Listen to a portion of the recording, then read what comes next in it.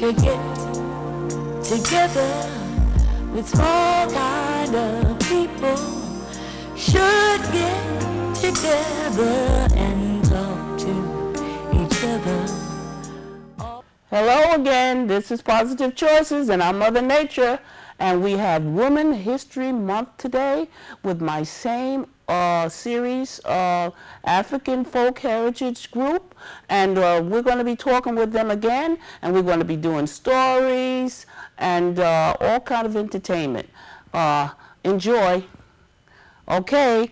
Thank you so much. It's good to be back again with Glad to hear you back.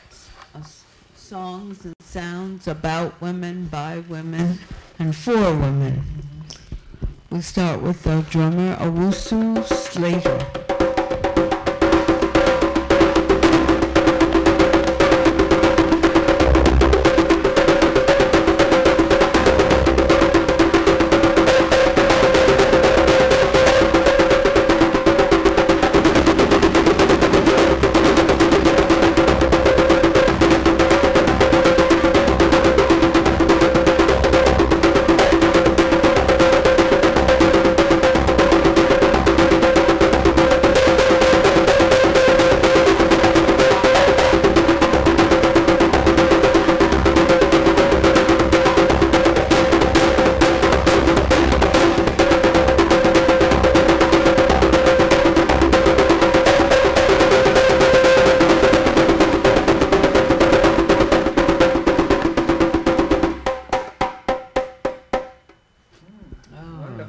Wonderful, yes. Thank you. As always.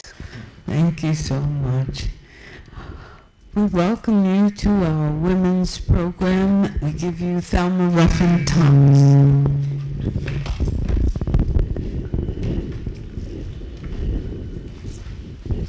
Thank you very much, Dr. Joyce Duncan. I'd like to share some stories by some women authors, some African-American authors. And my favorite one today, among others, is Nikki Giovanni.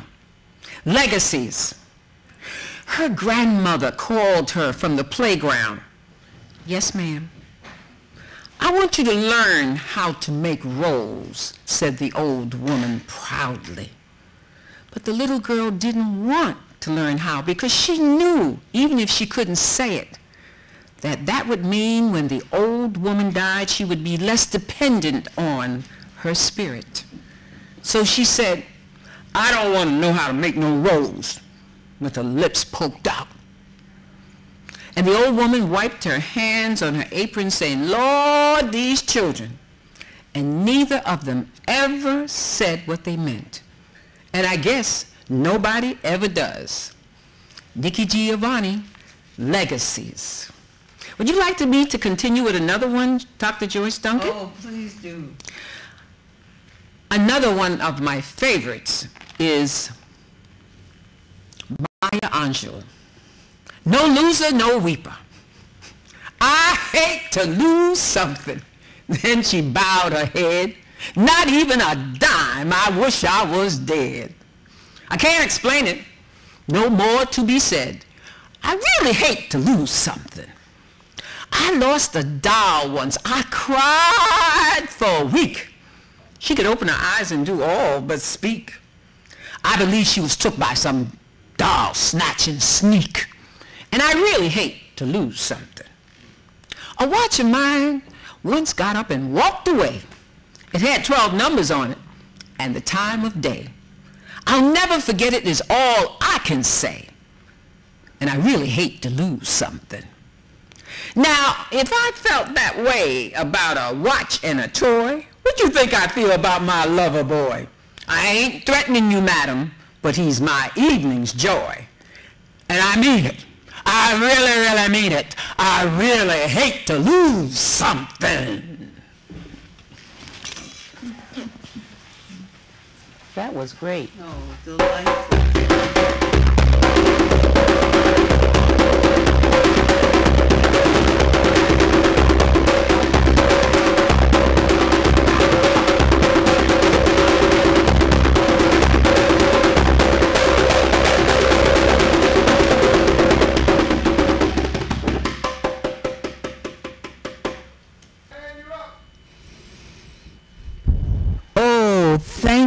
so much, Owusu. That was delightful. That was just beautiful.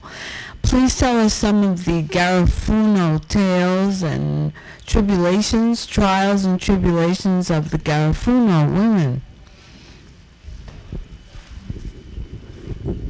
All right, thank you, Dr. Joyce Duncan, for your wonderful comments. But I will deviate a little bit because I want to talk about some unsung heroes in the Caribbean. And I want to talk about some grandmothers, the role of the grandmothers. You see, there was a time in the Caribbean when mothers went to look for greener pastures, when they had to migrate and go and look for work. And the grandmothers played a significant role in molding the minds of these children and bringing them up.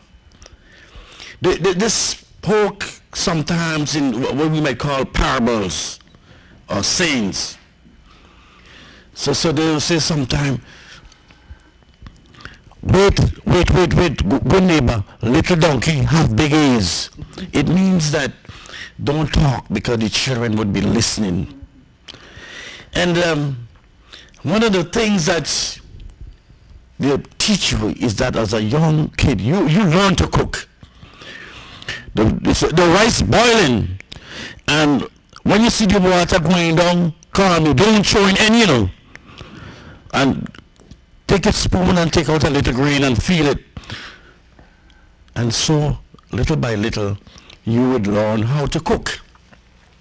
But a striking story, what will really strike me is that there is this religion in St. Vincent called the converted, or spiritual Baptists. And when they have meetings, when they have ceremonies, is the significant role played by these women. As a matter of fact, back during those days when the local politicians wanted to win his seat, when he wanted to succeed, he must consult these converted women because they were a force to reckon with. And they knew how to organize. They would go from door to door and they would, mobilize their friends and their neighbors and book it and show when the bell rang that politician would be installed. So these women were very powerful. Outside of that, they were like a moving economic background. When times were hard, I remember, you see them every weekend train $1. Oh, carry this over, carry this from me, Mac. This is my susu money. So as I grew up, I wonder, what is this susu? It was a kind of collective saving. Every week, somebody would get that $5 or the $2 that would put in 10 women put together, so that one week, that woman would get 10 times the $2.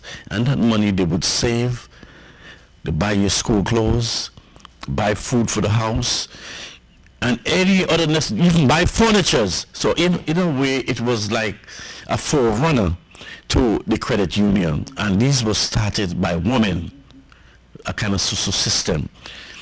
Outside of that is the values that they instill in you, that keep you on the road today. They taught you to keep your head up, hold up your head when you walk, put your pants up on your waist.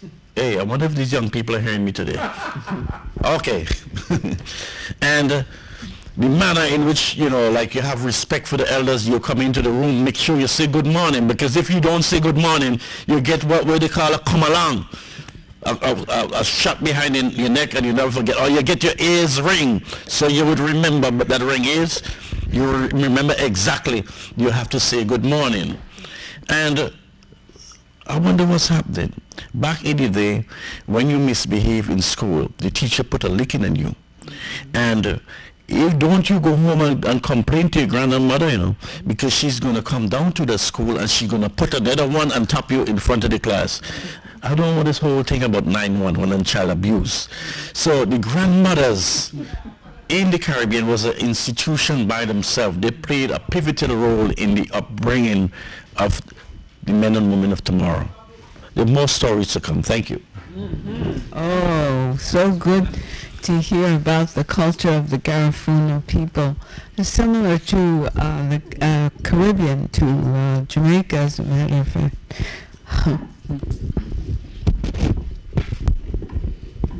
Dr. Joyce Duncan. Oh, thank you, Thelma.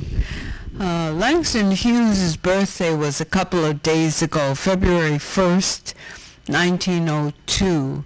He was quite a prolific writer of poems, short stories, songs, lyrics, essays, articles, and he wrote an abundance about women. One of the stories that he wrote in high school when he was elected the poet of his high school class, of his graduating class, was Mary Lewinsky. Now, Mary Lewinsky was a young, very young Russian woman who came from Russia with her mother, father, and her older sister.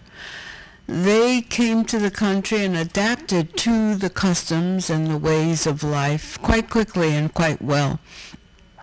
And they learned English language very fluently. But Mary Lewinsky, being challenged in a way that she was not able to learn the language as fluently or as quickly, and it was difficult for her to even finish school. So she decided that she would work because she needed the money to maintain herself and to assist her parents as well. So she worked diligently, cleaning homes, cleaning offices, cleaning schools, and she would scrub the floor with her hands, get down on her knees. She did this for years, and all the time she would, of course, pay her rent, buy her food, minimum clothing, because she didn't need that much.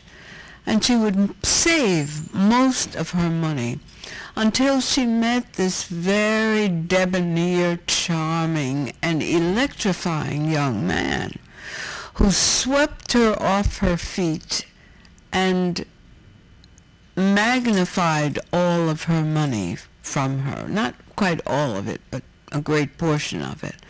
Mary, being so enamored and so in love with this fine man who had paid her attention that most people didn't afford her the time. She was so enthralled with him, and she didn't seem to mind that he never took her any place other than perhaps to church once or twice a month, and that was about it. He might take her out to dinner maybe once a season, but that was about all, because he was much too busy himself buying the finest of clothes and at quite expensive tailors, the finest of fabrics and shirts and silk ties. And even back then, in the early 1900s, clothes were expensive, especially if they were tailor-made, and all of his clothes were tailor-made. So year after year, much of the money that Mary Lewinsky earned, because he was too busy being social to work. So he was dependent upon Mary to maintain him. She didn't seem to mind because she knew she had someone with her. But eventually he became so preoccupied with all the other women and keeping himself well-groomed and well-dressed that he eventually left Mary Lewinsky.